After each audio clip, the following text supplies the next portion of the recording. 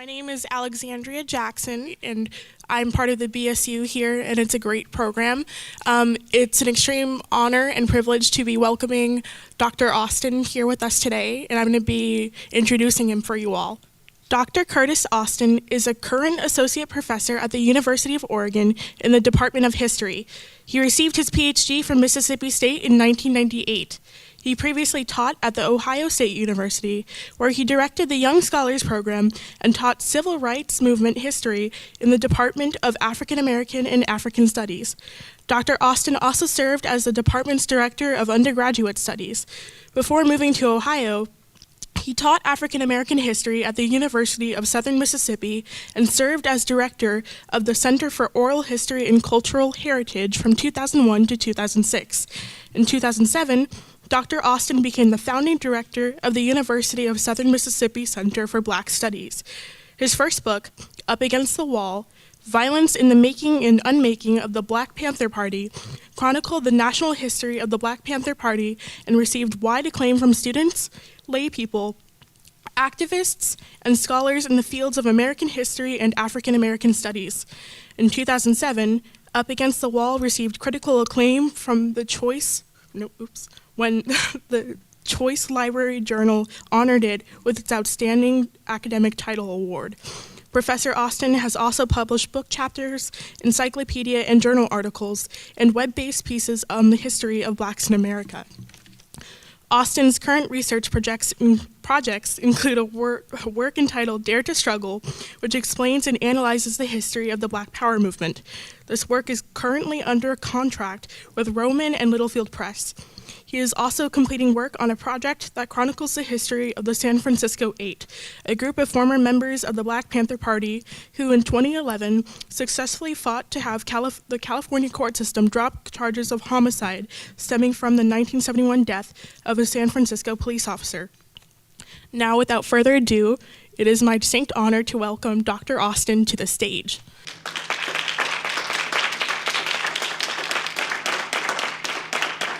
Well, listen, thank you all for coming out tonight, and I am looking forward to having some good dialogue. Of course, it won't start out with a dialogue, it'll be a monologue, and hopefully I won't bore you to sleep as a result of my monologue. But I'd like to kind of set the mood for my talk tonight by playing you a 3-minute song. And the song is really self-explanatory, so you want to listen closely because it goes hand in hand with what I'll be saying over the next hour, however much time I get before somebody gets the cane and yanks me. So, check this out.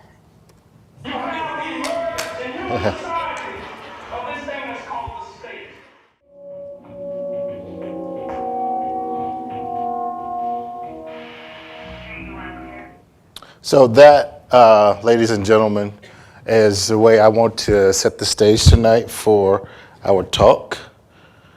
And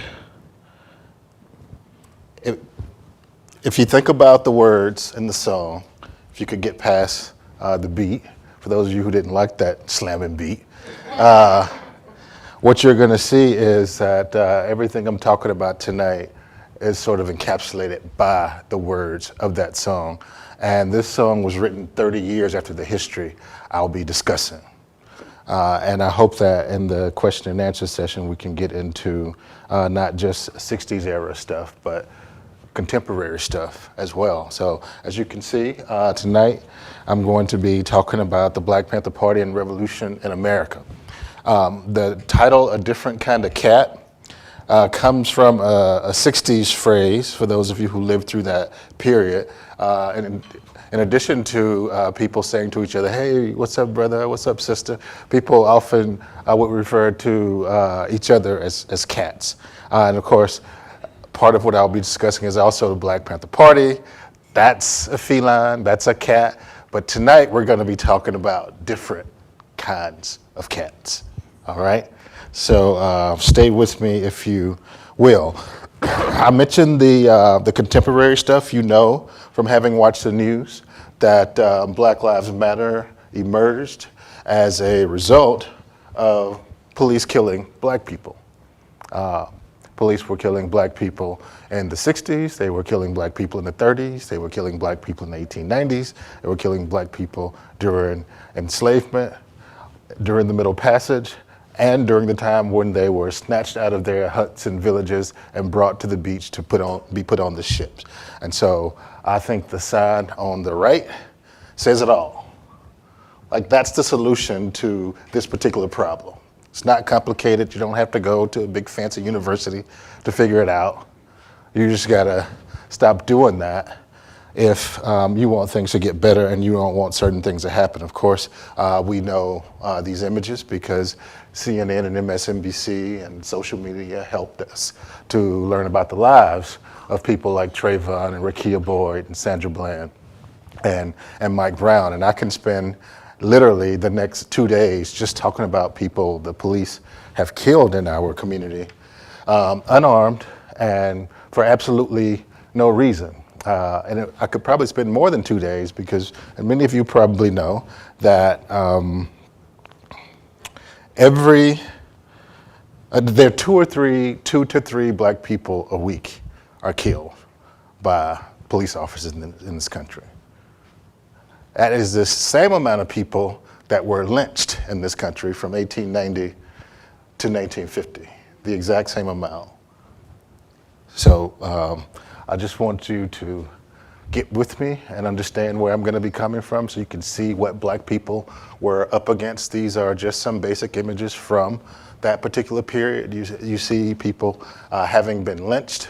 That picture in the right, top right corner is a picture of Tulsa, Oklahoma, the Greenwood community. You've probably heard of Black Wall Street. These are all images where people were essentially living while black. They didn't do anything to deserve their murders. The people in Greenwood, Oklahoma didn't do anything to deserve to have their town burnt to the ground. Well, they actually did do something. They succeeded. And if you have the time, summer is coming up, it's great beach reading. If you pick up a book by Carol Anderson called White Rage, she kind of takes you through African American history and showing you step by step how literally every time African Americans, from the first day after the Civil War to like yesterday, every time they succeed, you get people trying to push them back. And it's not the Aryan Nation, it's not the Ku Klux Klan, it's local, state, and federal governments trying to push them back. And there's still, after all of this, there's still no anti-lynching law in the United States. I'm pretty sure you don't believe that. And for those of you who think that these are just bad apples, you know, these are all the racist, the bad people in the community, actually, lynching of black people was a community event. And this is just one example of people in the community coming out to see the killing of a black person. Trains would give discounts on their tickets. There would be food served. People would raise money from that food. And as you see, the first word on this slide says postcard. So you and I send pictures of our families and our kids around New Year's or Christmas.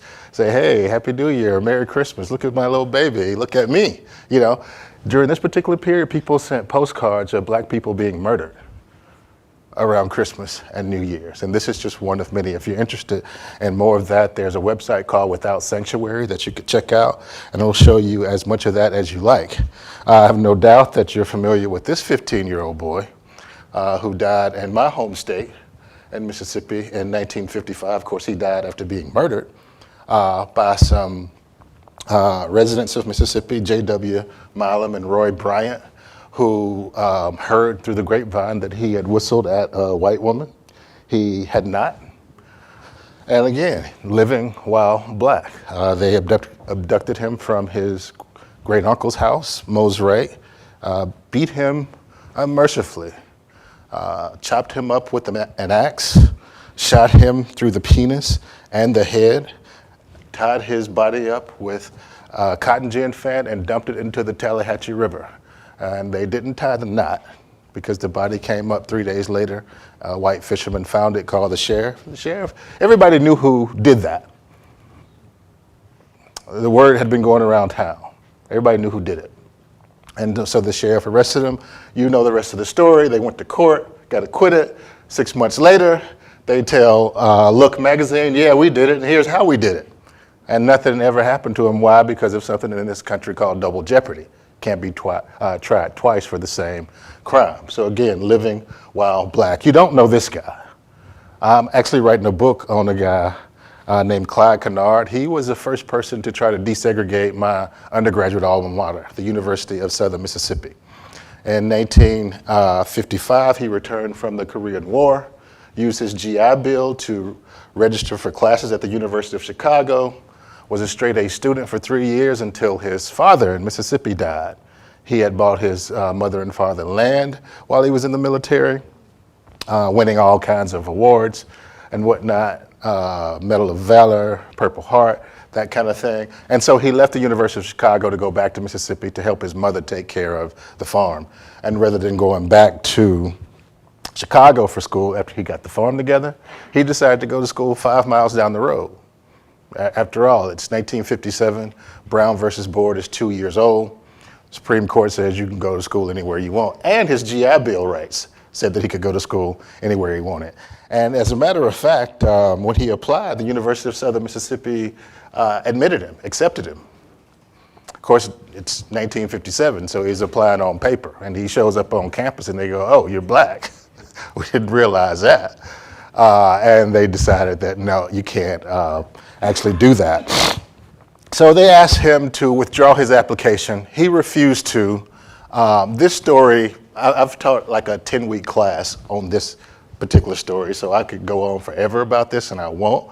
But he refused to withdraw his application, and they tried all kinds of stuff, including planting liquor in his car. Mississippi was a dry state at the time. That didn't stick. They tried to cut his brake line so that he would have a wreck in his car. That didn't work. They finally stole chicken feed from a local co-op and placed that chicken feed on his farm. Remember I told you he had a farm? Well, they found the chicken feed and arrested him for burglary of the co-op and theft of the chicken feed. An all-white jury convicted him in about 10 minutes, and he was sentenced to 7 years hard labor in Parchment Penitentiary. 3 years into that sentence, he was dead, just because he wanted to go to school. Straight A student. You know, what was he doing? There are other familiar stories. You've heard of the 4 little girls. They were killed in Alabama, in Birmingham, 1963, 16th Street Baptist Church. All they were doing was changing clothes from having been in Sunday school, getting ready to go to church. The Klan bombed that church. It was more than 30 years before that crime was solved, despite the fact that an FBI agent was a part of the crime. Okay, it's not like they didn't know. And if you think it's just black people, it's anybody who wants to help black people. One woman by the name of Viola Lauzzo, a Detroit school teacher who had joined the NAACP, came down to the Selma to Montgomery march, decided she would help out with that march. The march is over. She's transporting people from Montgomery back to Selma. The Klan shoots through her car window, kills her. There's also an FBI agent in that vehicle. Think she got justice? People say Malcolm X is violent. I always tell my students, you know, find me one violent act Malcolm X perpetrated, and I'll give you an A. Been teaching for 23 years. Nobody's taken me up on that yet. So you can say or do anything. You cannot say or do anything. You're still going to wind up in a bad situation. So this is all going on around the time that we call the Civil Rights Movement. But that movement starts to morph and shift into a different kind of movement called the Black Power movement. You've certainly heard of Stokely Carmichael, who articulated Black Power. And this takes place in June of 1966 on something called the Meredith March Against Fear. James Meredith had decided that the Voting Rights Act said that people could vote. Black people in Mississippi were still afraid to vote. He was going to walk from Memphis, which abuts the Mississippi state line, to Jackson to show Black people that you don't have to be afraid. Watch me just take this march and talk about voting. Well, the second day of the march, he got shot. And people like Martin Luther King and Stokely Carmichael took up the march, and that's the march on which the Black Power slogan was made popular. There were lots of newspaper reporters, lots of TV reporters in the crowd this night. And just imagine, it might be hard to do, but just imagine a bunch of Black people in a crowd where Stokely Carmichael's going, "What do you want?" And the crowd's going, "Black Power. What do you want? Black Power. When do you want it? Now." And it's 300 Black people and 10 white people. You gotta be pretty on edge, right? Well, we read the papers the next day, the New York Times, we see CBS the next day, and now Black people are out to kill white people because they want some Black Power. It had nothing to do with that. What it did have to do was the county he was in, LaFleur County, there in Greenwood, Mississippi, is 80% Black. He's saying, just go vote. You'll have some power. But they turned that into a violent thing. And from there, we get the organization that we're going to be focusing most of our time on this evening, and that's the Black Panther Party. That is June of 1966. In October of 1966, Huey Newton and Bobby Seale run into one of their homeboys who's been down in Alabama working with the Lowndes County Freedom Organization. And the Lowndes County Freedom Organization was one of these organizations. Lowndes County is in Alabama. It had 90% Black population. And they decided that they were going to start their own political party. Well, the law in Alabama said that because so many people were illiterate, you had to have a symbol. So the Democratic Party symbol was a white rooster. And they decided they need to come up with something that would defeat the white rooster. And so they came up with that image. A Black Panther. That's where the Black Panther came from. Well, they had a cousin in Oakland that was visiting. He took some flyers back to Oakland. Bobby Seale and Huey Newton had already been talking about doing something. Mark Comfort, the guy I'm referring to, showed them these flyers, and they was like, "Oh yeah, that's who we are." And so they stole the name and the image. And I think that's funny because they've been in court now about 3 times in the last 10 years trying to sue the new Black Panther Party for using their name. And it always comes down to, actually, you don't own that. You can't sue them because it's actually not yours. But in any case, the Black Panther Party comes on the scene in October of 1966 because of this brutality that I tried to set the backdrop for you with. It's October. So in the first 10 months of 1966, there are 10 murders of Black people in the San Francisco Bay Area. 10 murders. So we're used to these days, we don't see them, but maybe get 1 a year, 2 a year. Imagine 10 murders, all justifiable homicide. The youngest murdered individual, 11. The oldest, 82. All justifiable. And so they decided they needed to do something about this violence, and that's what they decided to do. They were going to defend and protect the Black community. So they start this organization. They look at what the Lowndes County Freedom Organization was doing and decide they're going to be a political party, but a different kind of political party. And I'd just like to say, at this particular point, the Panthers aren't all that radical. They've been made out to be extremely radical, but if you just take a really quick look at their 10-point platform and program, which is their guiding document, the philosophy that guided them, tell me what's so radical about wanting to be free, number one. That makes you radical? I mean, you'd be all radicals and in jail. I'm imagining you want to be free. What's so radical, number two, you want a job, What's wrong with having a good job? Is that radical? What about not wanting to be exploited? What if I told you, when you leave, you got to give me $1,000? You wouldn't want to do that, right? What if I made you do that? And you might have a different kind of reaction, right? That is not a radical thing, wanting to not be exploited. What is radical about wanting decent housing? What's radical about wanting an adequate education? Can you tell me? It's a real question, it's not rhetorical. Is there something radical about that?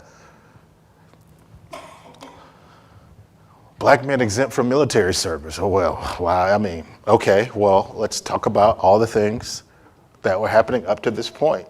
You're gonna join the military and go, at this point, to Vietnam, defend the Vietnamese and save their country for democracy.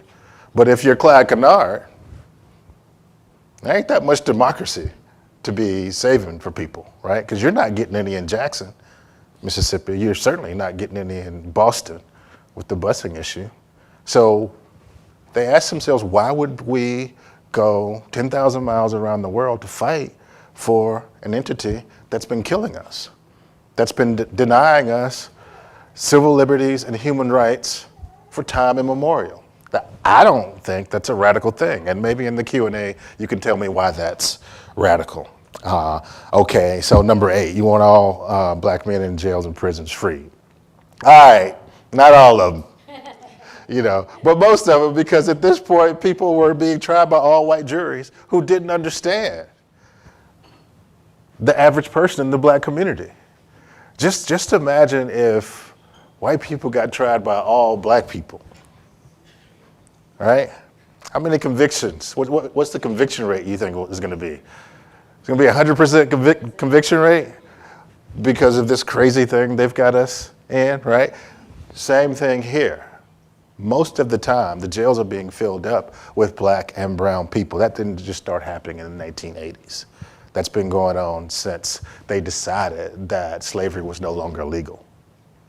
It started shortly after that. I won't beat this horse to death, but I'm really trying to say that because the Panthers dressed a particular way, these black uniforms or black berets or black boots, they carried weapons, which was completely lawful.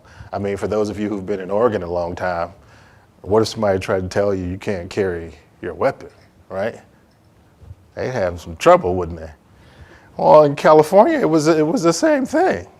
There was nothing illegal about carrying weapons. And so what they would do is watch the police. And how would they watch the police? They would follow them throughout their communities. They see a police car show up, they get in their cars, drive behind them until they stop somebody. They stop somebody. The law said you needed to be standing 25 feet away from a police officer carrying out his or her duties. They would stand 100 feet away and yell over, hey brother, hey sister, we're the Black Panther Party. We're just here to make sure that you don't get brutalized or beaten. And if you happen to get taken to jail, we'll come and bail you out. This goes on day in and day out in the Oakland black community. And the police don't like it, as you can imagine, right? And they, of course, yell at the Black Panthers, who do you think you are? You need to get out of here. But of course, nothing ever happens. And why doesn't anything happen? Because people are armed. They're not pointing their guns at anybody. They're just saying, we're the Black Panther Party. We're here to make sure that nothing happens to you. Remember I told you 10 people died in the 10 months before the party was founded? Well, the party's founded in October 1967. From October 67 to November 67, you want to know how many people died? Yep. 0. You can't hear her, but she said it. No shootouts, no confrontations, 0. What does that say about the police? They got tired of killing black people? Yeah. What's that? I think they felt checked. And you can see in this particular image, Bobby Seale and Bobby Hutton, actually the first member to join the party. Bobby Hutton was 15 when he joined the party. And by the way, the average member of the Black Panther Party was 19. So quite young. They're standing outside of the jail here where they have followed somebody down and they're bailing them out. And they got lots of recruits this way. And sometimes when they bailed people out, they went back and told their friends and families. Those people joined the Black Panther Party. Well, eventually, this thing is going to come to a head. The cops are so upset about this that they go to their local assembly person, Don Mulford, and say, you got to do something about these guys. You know, these black people following us with guns. Of course, they probably didn't say black people, you know. But you got to do something about them. And of course, Mulford's like, I got you. I'm going to go do that. And he goes right up to Sacramento, starts to write this bill, and all of a sudden, now there are rules against carrying guns. You know, this is the West, right? Can you imagine? Yeah, well, I mean, the NRA didn't say anything, but you got the wrong people carrying guns. And so what happens is the Panthers decide they're going to go and protest the passage of this new bill. It's going to be, the Mulford bill is going to be called the Mulford Act. And what they do is go up to Sacramento to view the discussion over this bill. And it's actually a room very much like this. Most of you can't see that door, but what happens is there's about 30 of them. They all get in their cars, leave Oakland, drive up to Sacramento, and the law said that you actually can't have loaded weapons inside your car. So they get to the state capitol in Sacramento, and they get out of their cars, and then they load their weapons. And so just imagine all these black people in black dress getting out of the car in front of the State House, loading their weapons. And right there to the side was Governor Ronald Reagan.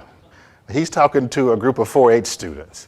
He sees these black people get out of the cars, load their weapons, he takes off. Leaves the kids to fend for themselves. And we know all of this happens because it's all on videotape. The person who's videotaping Ronald Reagan actually starts videotaping the Panthers because Reagan is now gone. And so they hang out with the kids for a while, but then they wind up inside the state capitol. Of course, none of them have ever been to Sacramento, much less inside the capitol. And so they're immediately lost. And I mentioned the thing about this door here because they asked somebody, where's the viewing room? The viewing room is just like a gallery, like where you all are sitting out here today. And a reporter told them it's right there through that door. And they went through the door. And rather than that being the gallery, that was the assembly floor. So just imagine yourselves as lawmakers and all these black people, men and women, showing up on the assembly floor with a bunch of weapons. It probably wasn't fun. If you haven't seen my book, I encourage you to read at least one page. If you don't read the one page, read the one line. I wrote a book called Up Against the Wall, and the first line of that book, and I'm just going to say, I'm not going to say it because there are little people in the room. But the first line of that book is, who in the world are these Negroes with these guns? But he didn't say Negroes, he said something else. And of course, the person who said that took off. He didn't wait for an answer because there were Negroes with guns on the floor. But what happens is all of this gets recorded. And Bobby Seale reads Executive Mandate number 1. He's saying, you know, Vietnam is going on, and things are going on in the South, and things are going on in New York and Boston. All this activity is unfolding here, and it's mostly black people being brutalized, black people being murdered because they want to vote, because they want to integrate a school, because their house is nicer. There are actually laws on the books in Alabama, Mississippi, and Georgia that says you can't have a nicer house. I'm not exaggerating. You can go look this up, your students. There's a law in Mississippi that said that you can't pass a white person on the highway. So if a white person's driving 15 and a 25, you just got to wait. You can't go around them because it's illegal. Yes? Is that still to this day? No, that was 1927. Yeah, I pass them all the time. Yeah, no. Yeah, they can't catch me. But that was a good question. But what this does is goes throughout the state of California, then across the country. And overnight, this tiny organization goes from a handful of people, 25, 30 people, to thousands. People in New York, people in New Orleans, people in Boston, people in Wisconsin, people in Illinois say, I want to be a part of that organization. Because keep in mind now, this is May 1967. The civil rights movement has been on the TV every night since Kennedy was elected in 1960. And most of what you see is people saying, there's no way we're going to win our rights, our human and civil rights, without using nonviolence. So you got people watching these news shows going, I want to help, but I ain't gonna let nobody spit on me or hit me in the head with a brick. or push me and not push them back, right? And so you really had to be a very strong, courageous, disciplined human being to be involved in the nonviolent civil rights movement. Some people think that's a weak way to do that, but actually, I mean, how much courage does it take to be just strapped down with guns and then go into some crazy community, right? Like Cicero, if you're in Chicago, or go in there barehanded, where they have all the bricks and the bottles and the Molotov cocktail. I mean, you're not a weak person for being a nonviolent civil rights activist. I can tell you that for sure. I've interviewed a lot of them. But in any case, this gave people an option. The folks who wanted to be a part of the movement now had something they can become a part of because they didn't feel like they were disciplined enough to turn the other cheek. They felt like if you turn the other cheek, you'll get it handed to you. And so when they saw the Black Panther Party on the news, they decided, well, let's go and take care of this. And there are a lot of myths about the Black Panther Party. There's a bunch of black men, like in this image, and all they want to do is go around and kill white people. They're racist, and they're looking to undo civilization, and they're going to do that by just shooting up the whole place and taking it over. Actually, nothing could be further from the truth. The fact of the matter is, by the time the organization was 3 years old, the majority of the people in the party were not men, they were women. By 1972, by the time the organization is 5 years old, the majority of the leadership is women. So it's not just a bunch of black men looking to kill white people. In fact, it was a bunch of black people looking to serve humanity.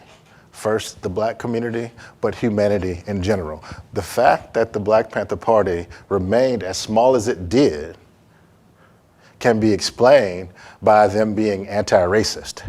Remember, I talked just a little bit about the Black Power movement. This was the big Afro time, the natural, black is beautiful, black this and black that, and black people, for the most part, didn't want to have a lot to do with white people. The Panthers were like, that's actually not the best route to take. It's not white people. It's monopoly capitalism. That's the problem. A lot of people in the black community did not necessarily understand that, and so they were like, if you're gonna be working with those white folks, and the Panthers were working with white folks, then I don't wanna be a part of it. That's why the organization remained as small as it did. It had a bunch of signature programs. One of these programs was the breakfast program. What they learned is that students were not learning in school. And they found out students were not learning in school because they were hungry. And so they decided they would feed the children. The minute they did that, the minute these kids go to school, their grades skyrocket. It's really hard to figure out the square root of something if you're hungry, right? And if you had English professors like me, you're gonna diagram a sentence, but you hadn't eaten since yesterday. I mean, you wanna do it, but you're thinking, what am I gonna eat? Well, the Panthers worked to solve this problem, and I bring it up at this point because what they do is go around to the major grocery stores and ask them for food and donations. So if you had milk or juice or eggs or bacon or cereal or money. And you can imagine in the 1960s, the big grocery stores were owned by white people, right? And overwhelmingly, white people was like, okay, here you go. We'll give it to you. So if they were racist, anti-white, not to kill white folks, I doubt these grocers would have given them all the money to serve free breakfasts across the country to something like 20 to 25,000 people every day, right? This program was so successful that the FBI decided it was going to take it over.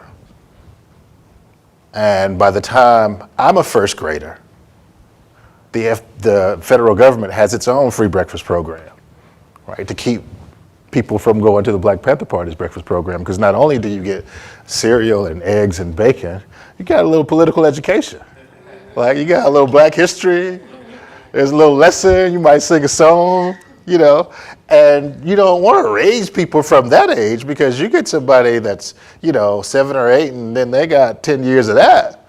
It's probably going to be a different kind of student when they get to college. So it's best to give them your own breakfast. And so I will admit, a lot of days I went to school to eat because we didn't have food. I knew I was going to get that free breakfast. I knew I was going to get that free lunch, but I got it because they were trying to keep people from going to the Black Panther Party programs. Another signature program were their free health clinics. Of course, the black community had major health issues. I mean, they're poor, they're destitute, they're poverty stricken. They live in homes that have lead in them, holes in the roof, rats and roaches and all other kinds of vermin that might make a person sick. Well, the Panthers realized that they couldn't pay for medical care. And so they brought them medical care. Well, the Panthers aren't doctors. Where would they get that from? Well, they went down to the local university. They found medical students. They found nurses. They found doctors and asked them, would you come to the black community and help us deal with some of these problems? Overwhelmingly, they said yes. Again, 1960s, 2018, the overwhelming number of people in the nursing field, in the medical field, are white.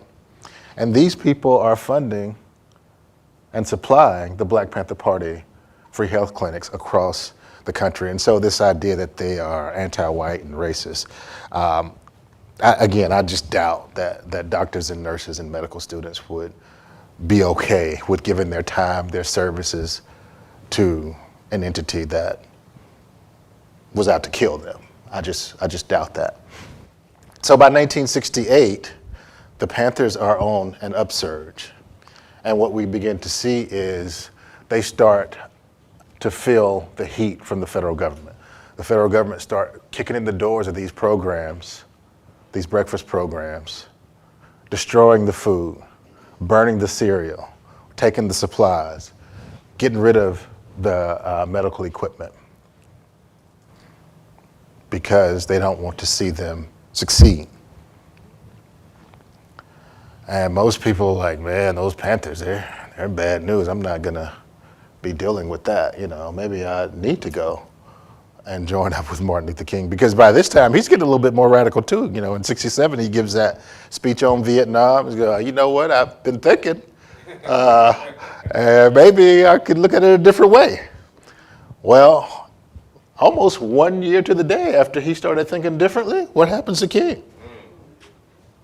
Like, no, you start talking about this economic stuff, you start saying that we're the greatest purveyor of violence on earth, then it's time for you to go. And that's what he did. He went. On April 4th, 1968, King is murdered in Memphis. And what this does to the Black Panther Party is quadruple its membership, because people are now saying, man, I was gonna go with the radical King, but now King is dead. So who do I go with? Well, they begin to go in droves in the Black Panther Party after the murder of Martin Luther King. And these breakfast programs get new life. These free health clinics get new life. They have free clothing, free shoes, free dental. I mean, they have, at the end of the day, about 46 different free social service programs. And how do young, black, poor people do this, and the federal government that's got trillions of dollars cannot? That's gonna be on the test. Think about that. So once they get this second breath of fresh air, what we start to see is the FBI starts to tighten the screws. And what they want to do is to make sure that the organization doesn't go any further than it's already gone. And so what it does is to come up with something called the Counterintelligence Program. Now, the fact of the matter is the Counterintelligence Program was invented in 1956 to address what was then known as the communist threat. It was retooled in the mid-'60s to deal with black civil rights organizations like King's SCLC, like the NAACP, like of all organizations, the Congress of Racial Equality, the Urban League, all attacked and spied on by the FBI. But they really wanted to make sure that the Black Panther Party didn't grow and get other people interested. And so you can see here on the screen the kinds of things that they were trying to prevent the party from doing.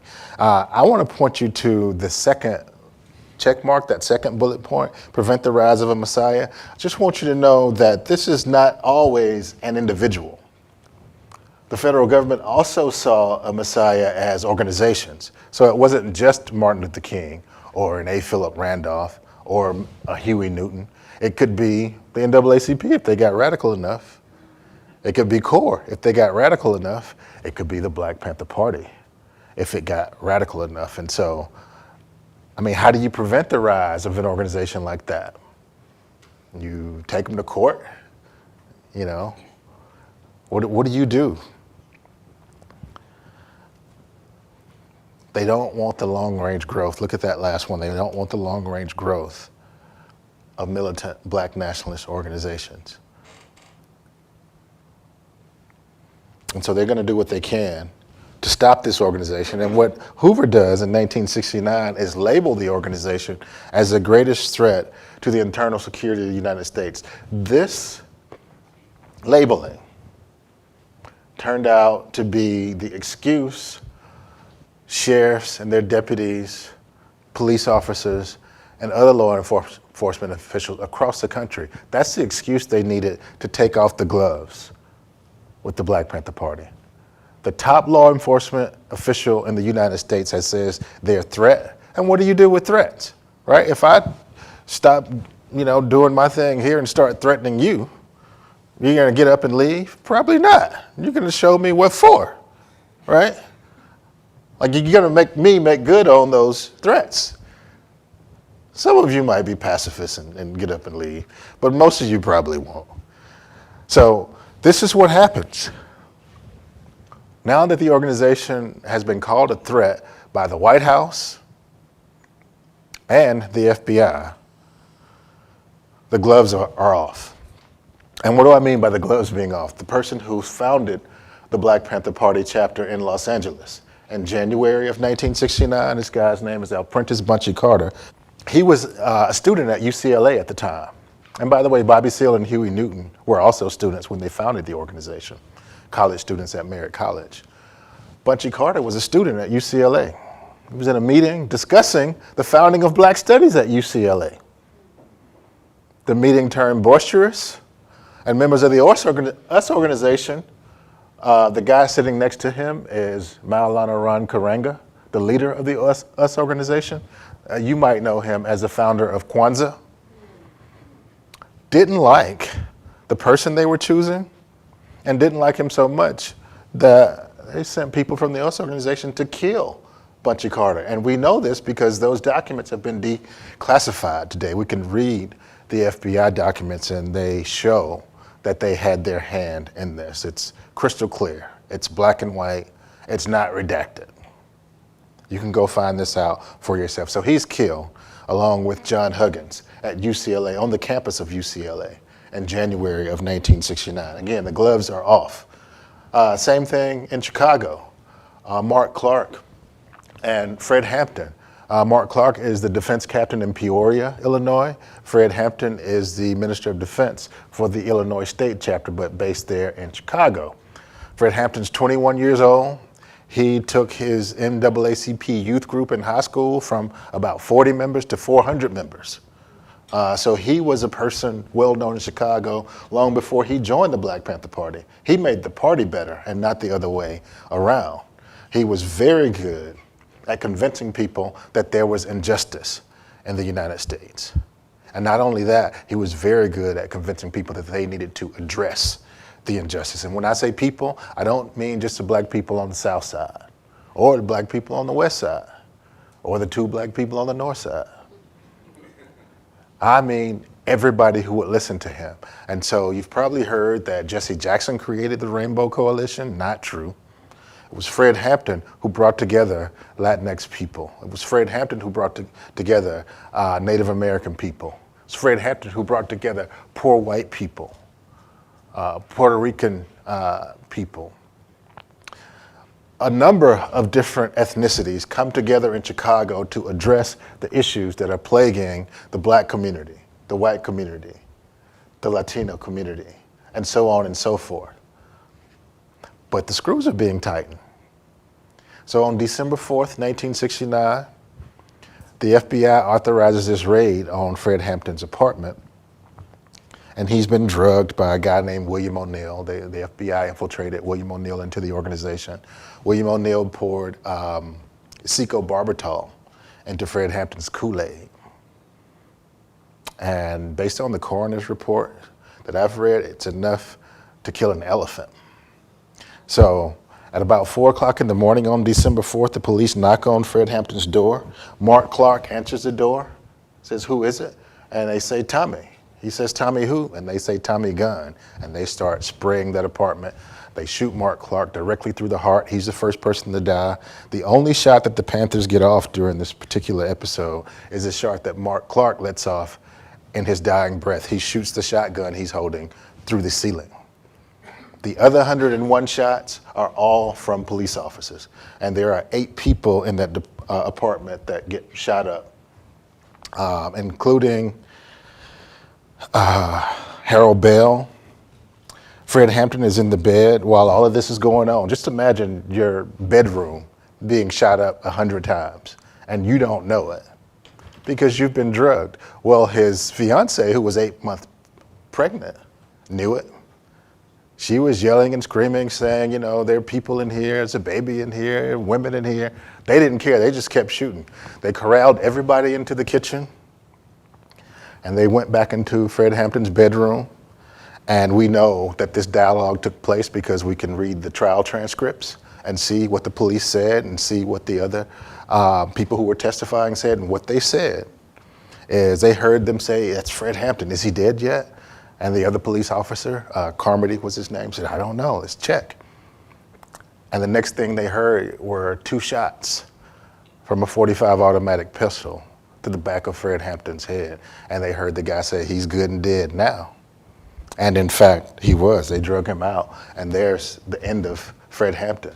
And eventually, the Black Panther Party in Chicago is going to limp along for several years, but nobody was able to replace the kind of dynamism and magnetism and organizational ability that Fred Hampton had. They didn't come in there to arrest him. He wasn't accused of anything. They don't even make up like he had stole something or, you know, spit on the sidewalk. They just went in and killed him. So the Panthers start to go, wait a minute, you know, you're killing all of our people. There are also just thousands and thousands of arrests across the country. The Panthers have this newspaper. People stand out in the street and sell it for a quarter. Individual keeps a dime. The party gets 15 cents. That's how people make money. It doesn't sound like much to you, but in 1968, I mean, I don't want to say too much about my age, but when I was a kid, a Coca-Cola, not Coke, a Coke cost 10 cents. Can you believe that? You think you can get a Coca-Cola today for 10 cents? No. No, you cannot. A bag of potato chips when I was a kid was 15 cents. I was in 7-Eleven the other night. Why is a bag of potato chips, I mean, it's not even good for you. Anyway, they're saying, wait a minute, we need to do something about the situation. And you can see how happy the cops are after they killed Fred Hampton. So the Panthers decide they need to do better about defending themselves. After all, their original name was the Black Panther Party for Self-Defense. And so they started to fortify their offices as a result, putting up sandbags, putting chicken wire in the windows in case somebody tried to throw tear gas inside. And so they're just going around the country, the police and the FBI going around the country looking for Panther leaders to kill. Those they can't incarcerate, they want to kill. So they show up 4 days after the murder of Fred Hampton in Los Angeles. All of us have heard of SWAT, right? Special Weapons and Tactics. Well, there was no SWAT before the Black Panther Party. The Los Angeles Police Department realized that it was going to be difficult to deal with the party. So they needed a special unit to do this dealing. And they decided to test SWAT out on December 8th, 1969. And that's what they do. They show up at 41st and Central, Black Panther Party headquarters. And they don't even knock this time. They just kick the door open. But here's what happens. It's 4 in the morning The Panthers have a 15-year-old kid on the roof as security, right? And this kid hears dogs barking. It's 4 o'clock in the morning. What in the world are all these dogs? I mean, there's dogs barking all over the neighborhood. And so that kind of wakes him up. He starts to look around. First thing he sees are people in these black suits crawling up on the roof to where he is. And he got the opportunity, like all he needed was a couple of seconds. The sign was to stomp on the roof if something was happening, right? And he was able to do that before they grabbed him, threw him on his head, and injured his neck. Till this day, his neck is not right. But the people heard him stomp on the roof, and they all woke up. And so when the SWAT team rushed through the door with their Tommy guns, automatic weapons, not semi-automatic, we're talking fully automatic weapons that people are using in Vietnam, they're spraying the place. Well, Gil, the 15-year-old on the roof, has given the signal. And Melvin Cotton Smith heard the signal. Well, some kind of way, he had a machine gun too. And so he starts shooting back at the cops. And we know what the cops said because there was a trial afterwards. And what the cops said was, they're shooting back. They're shooting back, get out, you know. And that was a big deal because usually they catch you sleeping. Like they caught Fred, right? Or they catch you slipping, like they caught Bunchy Carter, and so many others I wasn't able to name for you. But these Panthers shot back, and 4 hours later, they were still shooting back. They actually had reinforced the roof with steel plates, so when the LAPD dropped bombs on the roof, it didn't do anything. Well, at the end of 4 hours, you're in a little apartment in downtown Los Angeles. How many bullets do you have, right? After 4 hours, even if you got 1,000 rounds and you've been shooting at the SWAT team and they're shooting back, you're gonna run out. And so there's this discussion about, man, what are we gonna do? And everybody in the apartment is saying, in the office is saying, I'm not surrendering, you know, we've been shooting at the police. And they're gonna do something to us if we try to surrender. And I like this part of the story because there are 2 women in there and they just say, y'all some wusses. You know, what do you mean you're not gonna say, I'll go out there? It's like, I wouldn't recommend that. You know, she's like, this sister, her name's Samaya Moore. They called her Peaches. She's like, give me that shirt. She takes one of the guy's t-shirts, walks out the door, waves it. And guess what? The police don't do anything because they don't like being shot at either. They're tired of being shot at too. They are relieved that people want to surrender. And what happens after that is the rest of them come out. They're being arrested. It's like, whew, man. If you read the history of SWAT, this is a good story. They wore a badge on their uniform for a long time that said 41st and Central 69 because they remembered, you know, you really need to be ready if you're going to go do that kind of thing, right? But in any case, all these people, something like 12, 13 people wind up being arrested. And guess what happens? They get found not guilty. Why do they get found not guilty? Because the Black Panthers decide they want a jury of their peers. Remember the 10-point program? So the voir dire takes almost a year. And they insist on people knowing about them and their communities. And so they get some Hispanic people on the jury. They get some Asian people on the community. They get 2 black people. They're both bankers, but hey, what are you gonna do? They're black on the jury. And the jury finds them all not guilty because the police admitted to shooting. And guess what? In this country, it's not illegal to defend yourself. So yeah, this guy is the person responsible for the fortification of not just the Los Angeles office, but offices all across the country. His name is Geronimo Pratt. He was also sent to prison for 27 years for something the police know he didn't do. They said that he killed a school teacher in Santa Monica. And they know he didn't kill the school teacher because on the day the school teacher was killed, they had the Black Panther Party headquarters bugged, and Geronimo Pratt was actually in a meeting in Oakland, in the Black Panther Party headquarters, being recorded, and not in Santa Monica killing a school teacher. But because they needed to do whatever they needed to do to get him off the streets, because they came to the realization that he's the one that's helping them to defend themselves, they need to get rid of him. Well, why was he so special? Well, he leaves Louisiana, goes to Vietnam twice, becomes a demolition specialist, winds up in the Dominican Republic. See, you probably you know about Vietnam, but during this particular time period, there are people fighting in Mozambique and Zimbabwe and the Dominican Republic. There are people of color all over the world in the 1950s, 60s, 70s, and into the early 1980s who are fighting for their freedom. Some of them are marching and signing petitions, but some of them are actually out there fighting, shooting, throwing rocks, whatever they have to fight with. And Geronimo Pratt had been in the military and was very well versed in military tactics. And he taught a lot of the Panthers those military tactics. And so he was able to hook up with one of the main figures of the organization and take over what eventually becomes known as the underground wing of the Black Panther Party.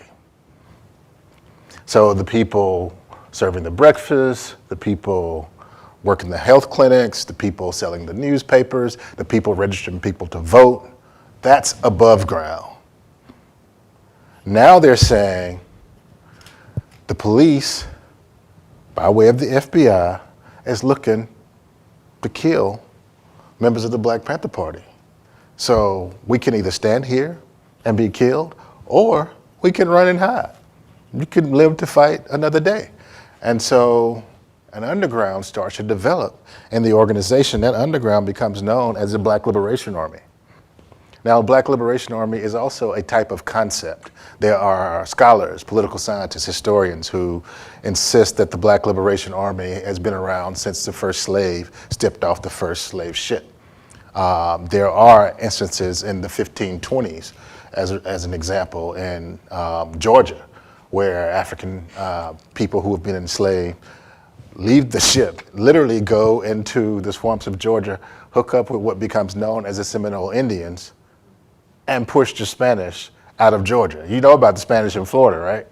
Well, they were in Georgia too, until some people in what some scholars call the early Black Liberation Army decided they were going to fight to push them out. And so while there is this defensive posture because these screws are being tightened, the underground starts to employ an offensive strategy as well. And they don't do it willy-nilly. See, I showed that image of the four little girls because I knew it would resonate with you and I knew that you had seen it before.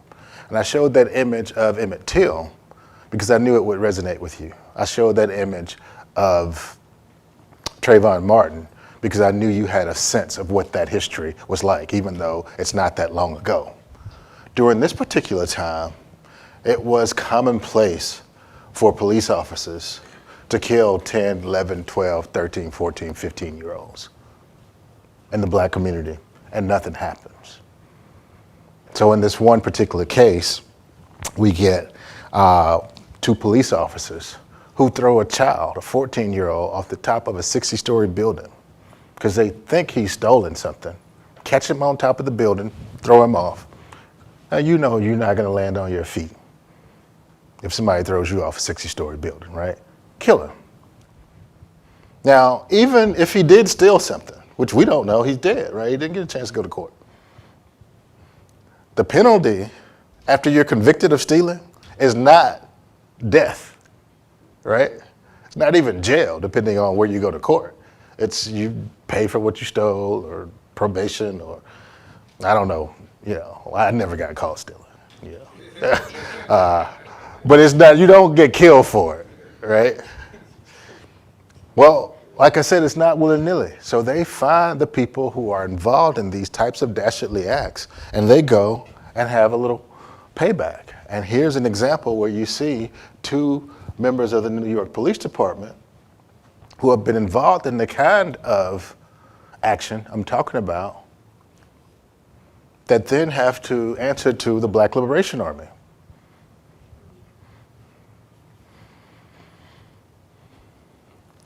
In their view, they're at war. In their view, they're defending the black community. In their view, they're defending themselves from what they know is coming. Fred Hampton was asleep, remember? Again, not accused of anything. Nobody even insinuated he had done anything. So it's not like you have to have done anything to be killed. You just got to be. So they decided they were going to start assassinating police officers, and that's exactly what they did. Another example, they say that members of the Black Liberation Army called the police, and they knew what police were coming because these police were going through the black community causing all kinds of havoc. And so sure enough, they get sent on this domestic battery call, and at the domestic battery call, they walk back to their cars, and people walk up behind them and kill them. That's in 1971. Now, I know you're thinking that's bad. That's horrible. How can they possibly do something like that? Right? I know that's what you're thinking. That's not a good thing. Come on, these are first responders. These are the people who protect us. I mean, I know if somebody breaks into my house, I'm gonna call the police, right? These are people that help us. Like, why are you doing that? Well, unless you lived through this particular period and you saw your brother, your son, your cousin, your neighbor be thrown off a building for no reason, it doesn't make sense to you, right? Unless you're the mother of Emmett Till, who you know didn't do what they said he did, then it won't make a lot of sense to you. Unless you have lived in the kind of situation that prevents you from working, that prevents you from being healthy, that prevents you from having a home that is adequate, that won't make you sick, then it's going to be very difficult for you to understand how something as extreme, and I admit it's quite extreme, as this can be okay to the men and women in what's called the Black Liberation Army. But we all think of Hamilton and Washington and Thomas Paine, the great patriots, who fought their revolution against the British. They killed a bunch of British people, right? And I'm sure the British thought that that was not good. But how many of us think that that was not good? We think that was fine, don't we? They needed to get out of here. They were taxing us without representing us. We don't want to pay those taxes and not get nothing from it. Who wants to do that? Well, that's a good idea, to kill people if they do something like that to you. And that's what the American patriots decided they were going to do. And if we look at the French Revolution, don't we hold that up as something that's good? The storming of the Bastille? Do we not do that? All kinds of movies about the French Revolution. Look at the Chinese Revolution. It was great, the Cultural Revolution that went on. Well, these individuals thought that they were part of a revolution too. They thought that they were defending their community and their lives too. And this is the type of work they did. So how did they maintain secrecy? Well, they had a bunch of white friends. And as a matter of fact, some of their white friends live right up the road. If you want to get out of sight in the 1960s and 70s, one of the places you could go is Footbridge Farm, not far from Eugene, Oregon. Because there are a bunch of white people that are just cool with it. They understand that you need to do what you have to do, and we'll feed and clothe and supply and hide you. And again, it's why the organization is so small to begin with, because you have a lot of black people who don't see, why you want to go and make an alliance with some white folks? They don't, well, actually, you don't really understand human nature if you believe that. If you sit down and talk to people, you'll find that you have far more in common than you have that's different. Like if you just base it on this, you're never gonna get anywhere. On skin tone, you're never gonna get anywhere. All you gotta do is look at the black community, right? Light-skinned people, they get all the props. People like me, I mean, so you see what I'm saying? If you just base it off skin color, you're gonna be spinning your wheels for centuries.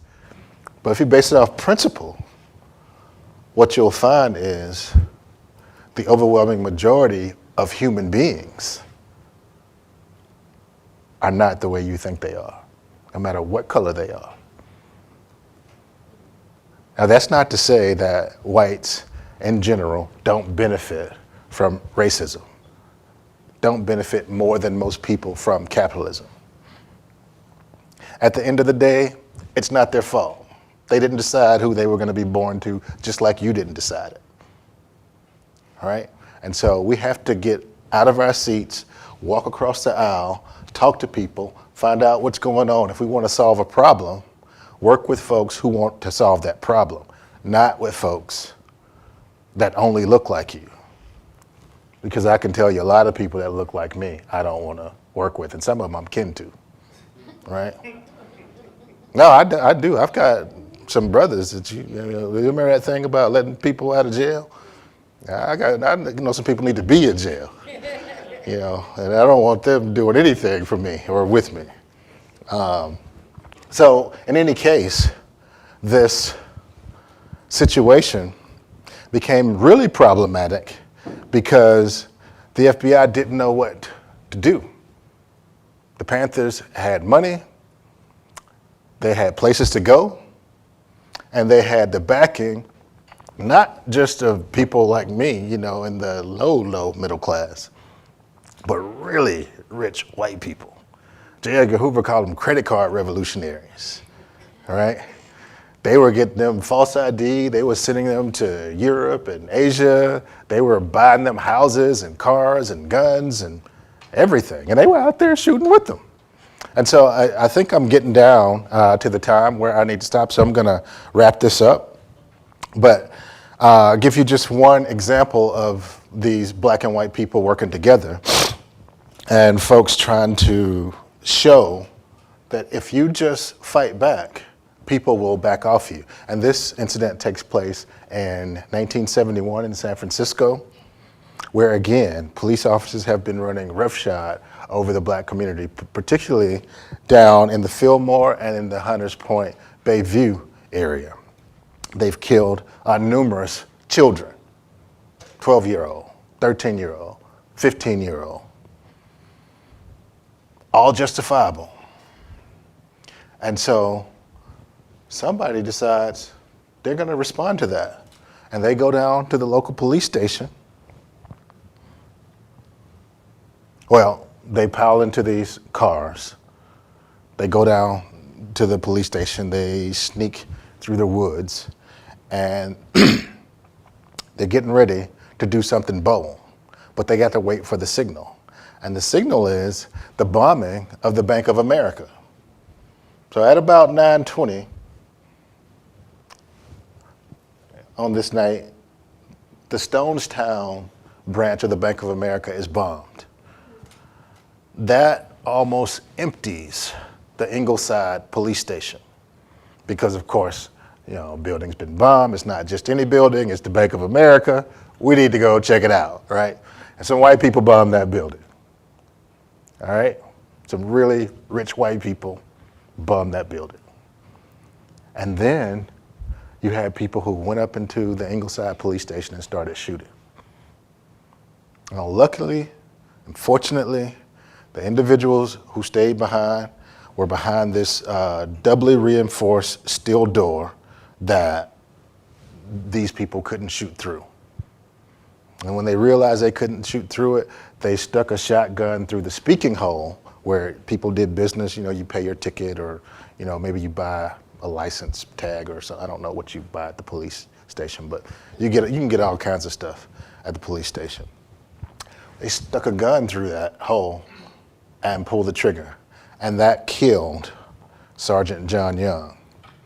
And there's the Ingleside police station. They leave Ingleside. You can see the diagram there the police have put together. And they disappear. That's the end of it. John Young is no more. And the very next day, they decide they're going to send the San Francisco Chronicle, the local newspaper, a letter. And that letter says, "Message to black people. On the night of August 29th, 1971, revolutionary violence was committed against the Ingleside pigsty as one political consequence for the recent intolerable political assassination of Comrade George Jackson in particular, and the inhumane torture of inmates and prisoner of war camps in general." Panthers were being sent to jail and tortured is what they're referring to. We retaliate against these acts along with the constant murder and brutality of black people in their communities. We must not forget nor allow our oppressors to continue brutalizing our families and friends of our incarcerated comrades, signed by the George L. Jackson Assault Squad of the Black Liberation Army. So in case you were wondering who did this, we did it, is what they're saying. And the police actually are going to wind up spending about 4 decades and several $1 million looking for the people who did this. They never found them. But what they did do was hire their own security guards. Can you imagine that the police hired security guards? Because the police are really not trained and equipped in 1971 to deal with the kind of threat they're facing.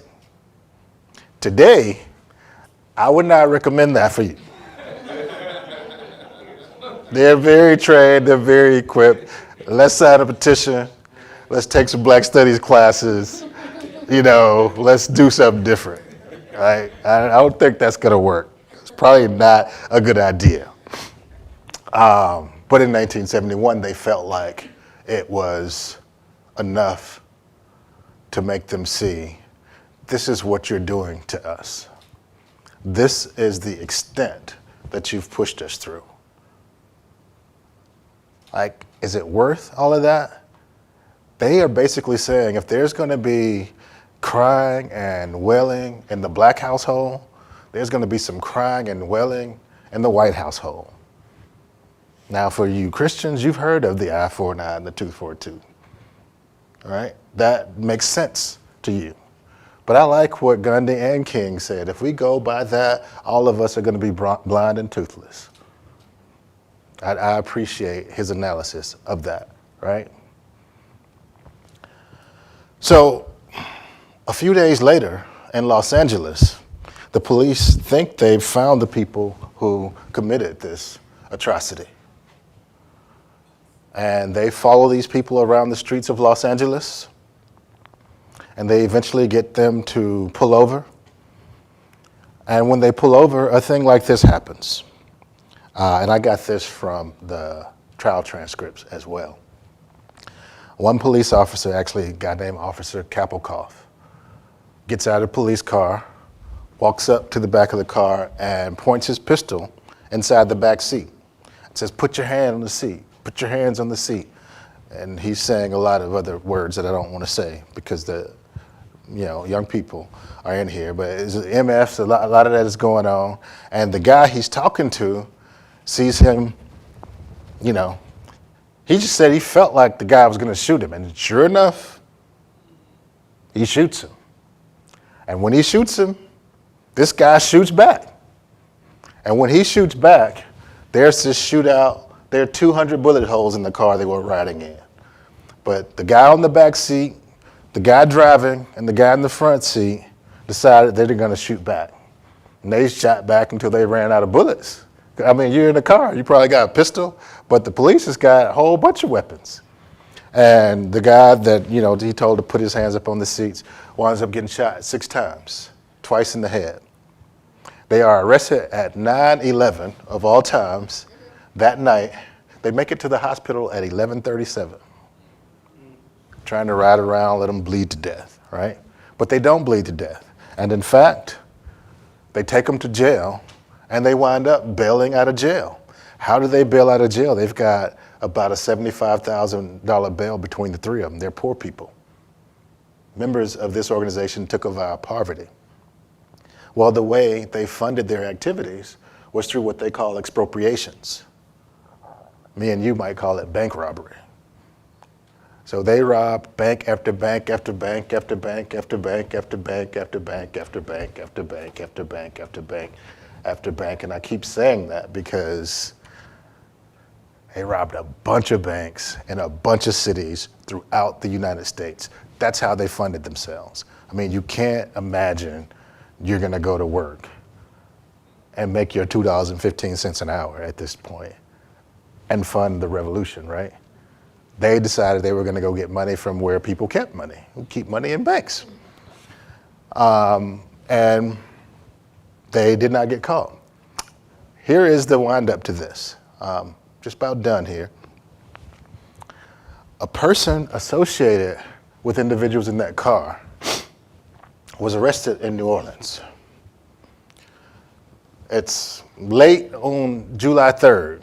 The 4th of July is coming up, and he's been partying. Reuben Scott is from San Francisco, but he's in New Orleans. He's a member of the Black Liberation Army, and he's got to pee. He goes to this gas station and asks the proprietor, can he use the bathroom? Well, it's 1973, and you might or might not be able to use a bathroom in the South in 1973. And in this case, the answer was no, you can't use the bathroom. So he says, all right, fine. He went around the building and peed on the grass. You know those big shiny mirror objects some stores have? Like if they don't want to spend the money on a camera, you can look at the mirror and see around the corner. Well, the guy looks up, there's a dude peeing. He calls the police. The police come, there's a tussle. They wind up breaking this guy's arm, arresting him, but then letting him go, charging him with, indecent exposure. Well, 3 days later, they find out he's not who he said he was. He said he was Joe somebody, but he's actually Reuben Scott. Well, it's 1973. Like me and you, we get pulled over today. They're gonna know everything about you in the first 30 seconds. Well, about me, maybe not you. Well, the first 30 seconds, they're gonna, oh yeah, it's that guy, Well, it took a little bit of time in 1973 to get to the bottom of somebody's identity. And so they realized this is Reuben Scott. He's wanted for bank robbery in San Francisco. Like they're robbing these banks, they're so good at it, they don't even have masks on, right? I said, oh, you see the pictures, and somebody said, that's Reuben. Like, all right, so now we're looking for Reuben. He goes to San Francisco, stays a week or two, comes back to New Orleans, and they start following him. And they eventually find him, pick him up, arrest him, and they start torturing him and asking him, where are your friends? We know y'all been running around the country robbing these banks, shooting at the police, killing the police. Where are your friends? They do all kinds of dastardly stuff to him. And he tells them where his friends are. And they go and arrest his friends. And these friends are also tortured. And I want to play, if you'll indulge me, I want to play a brief clip for you of the description of this torture, and I will wind up after that.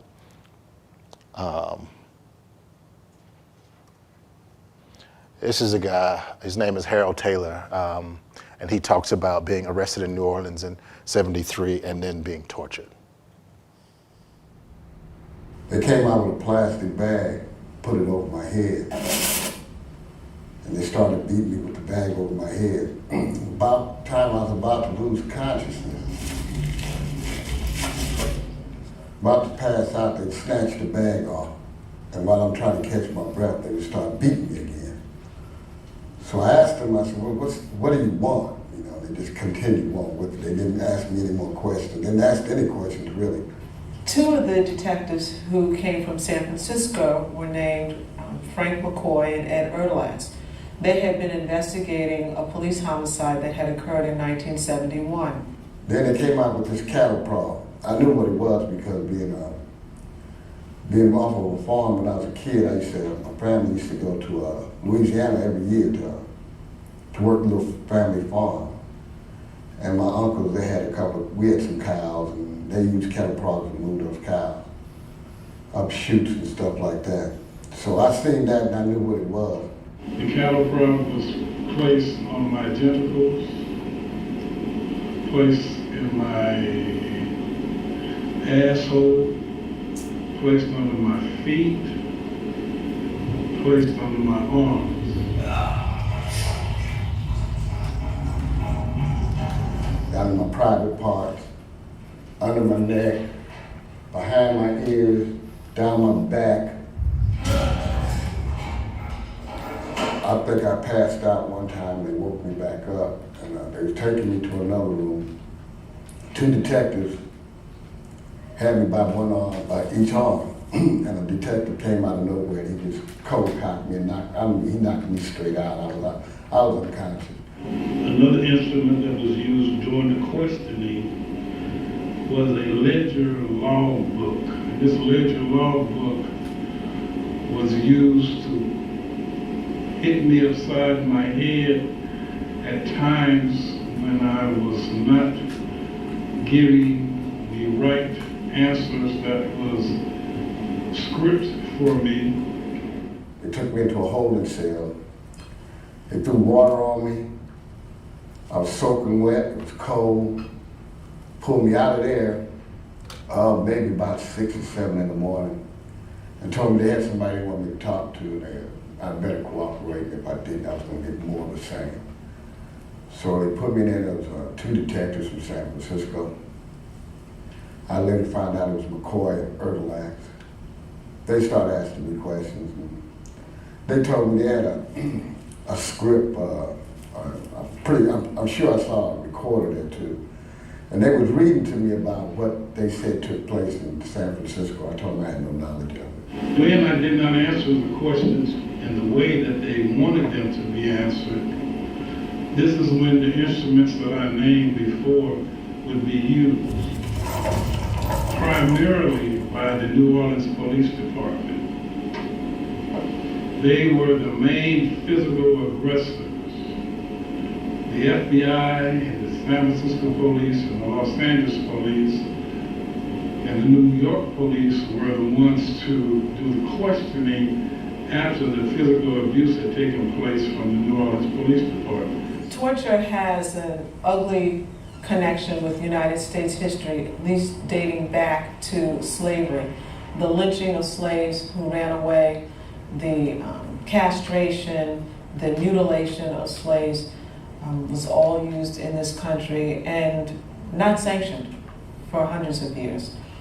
In the 60s and 70s, particularly against the Black Panther Party, beatings and interrogation, forms of torture were being used against members of the Black Panther Party primarily. And what happened in 1973 in New Orleans is one example. All during the time this was taking place, I could hear John Bowman in another room where he was hollering, and you could hear the licks being passed. They took what they call a slapjack. It's like a little short blackjack.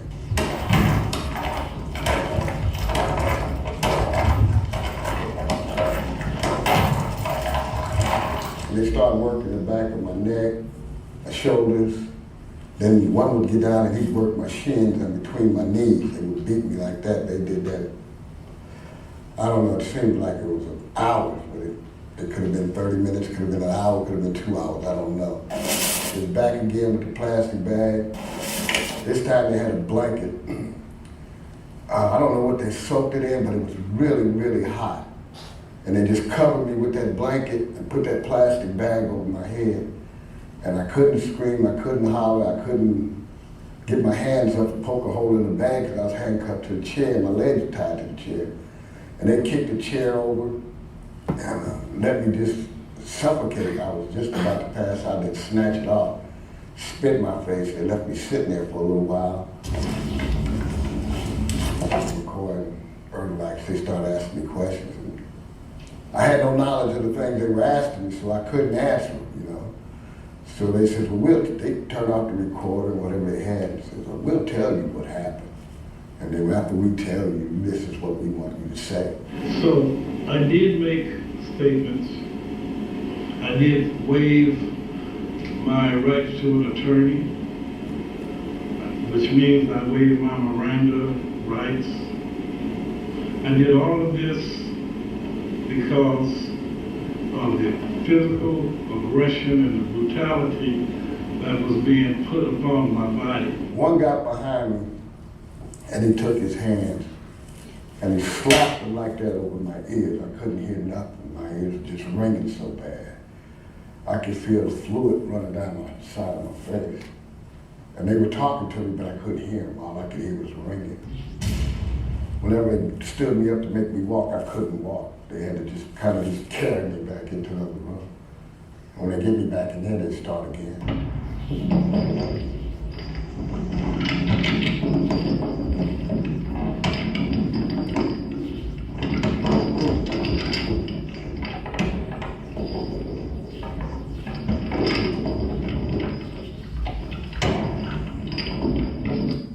And then beat, and then beat, and then beat, and then fertilize. The court would come back in. They would kind of grin and laugh. They were all laughing. They thought it was a lot of fun. I was a big joke. They started asking me questions, so I started talking to them, telling them just like I followed their whole script. Everything they told me to say, I said it just like whatever Ruben told them, I repeated what Ruben said. So they said, well, we got what we want. We're through.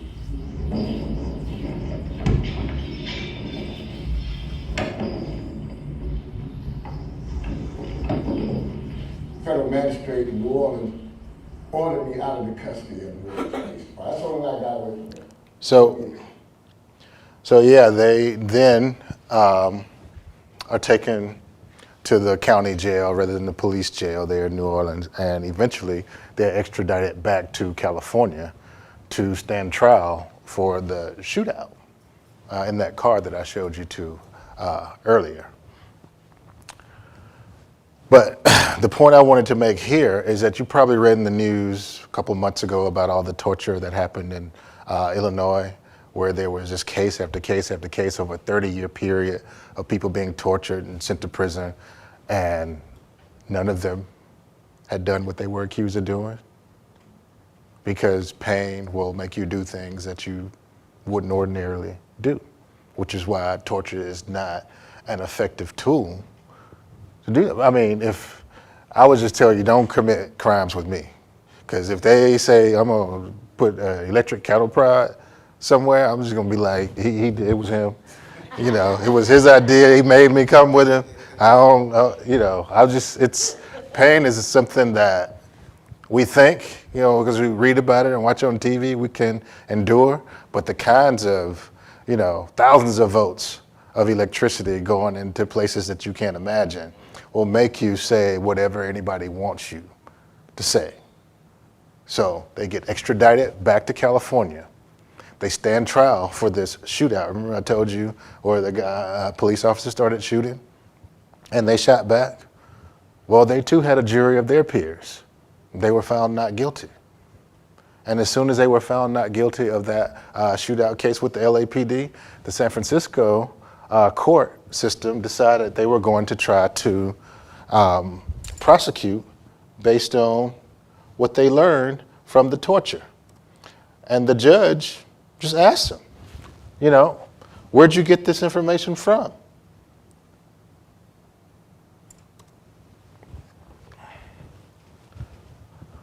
This will take just a second. And it was like, well, they confessed to it. It's like, okay, confess to it. Well, Reuben Scott's lawyer had found the medical records in New Orleans of where he had been sent to the hospital. And so they subpoenaed the doctor who treated him. And they brought him from New Orleans to Los Angeles. The doctor said, yeah, he had been beaten. So they subpoenaed the New Orleans police. The New Orleans police show up in LA and they're like, what, y'all don't do that? That's how we do it. Like, they didn't even try to deny it. And the judge was like, no, we don't do that. You can't use a coerced confession. They threw it out. Tried them again. They threw it out. And so let's fast forward to January 23rd, 2007, 36 years after that crime. The men that they thought were involved, they arrested all across the country. San Francisco, in Los Angeles, New York City, Panama City, Florida, all at 5:30 in the morning. SWAT teams, Sheriff's Department, Police Department, Homeland Security, you name it.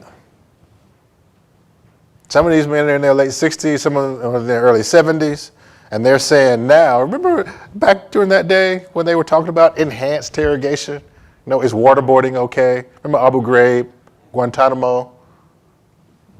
Yeah, it was all in the news, and people were like, yeah, you know what? They're trying to kill our soldiers, so we should be torturing them. It's okay. Well, they decided to arrest them because they thought the public would go for it. Well, they do arrest him. They hold him on $13 million in bail combined. The New York Times, the Washington Post, the San Francisco Chronicle, the Oakland Tribune write these beautifully worded articles saying, oh, we got this new technology, now we got their DNA, we got their fingerprints, we got an eyewitness. We've got them. This is January 2007. Well, they do DNA swabs on all of them. The DNA doesn't match anybody. They said that they had the weapon that was used to kill the person. Turns out they don't have the weapon. They said they had an eyewitness. Turns out they didn't have an eyewitness. They said one of them dropped a cigarette lighter and left his fingerprint on the cigarette lighter at the scene. Turns out the fingerprint didn't fit anybody they had arrested.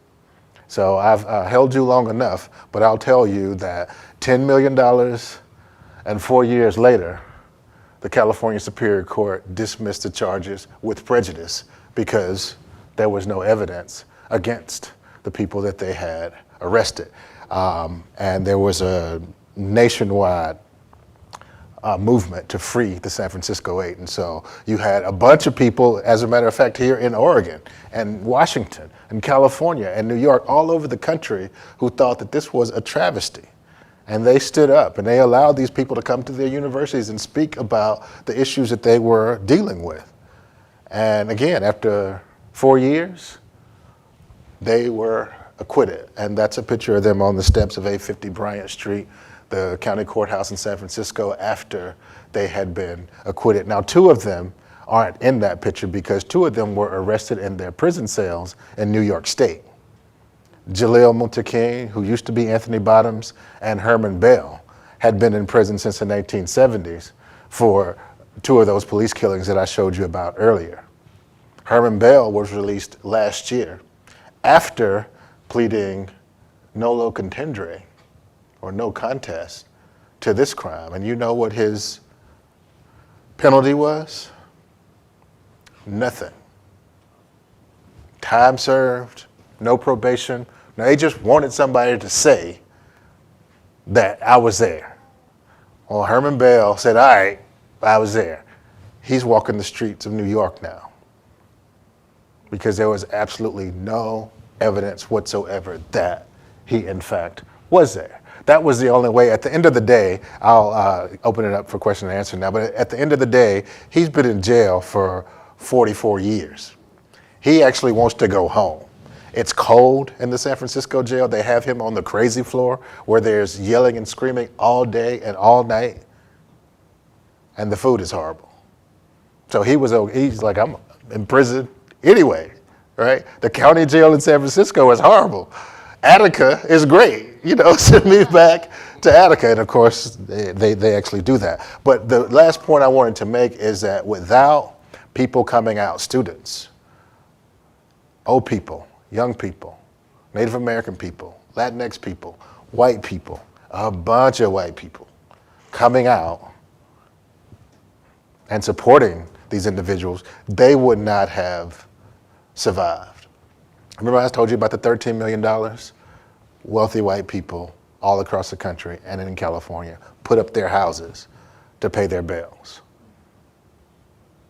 And they did that because they were sure these individuals had nothing to do with that crime and they weren't going to run off to some country where there's no extradition treaty.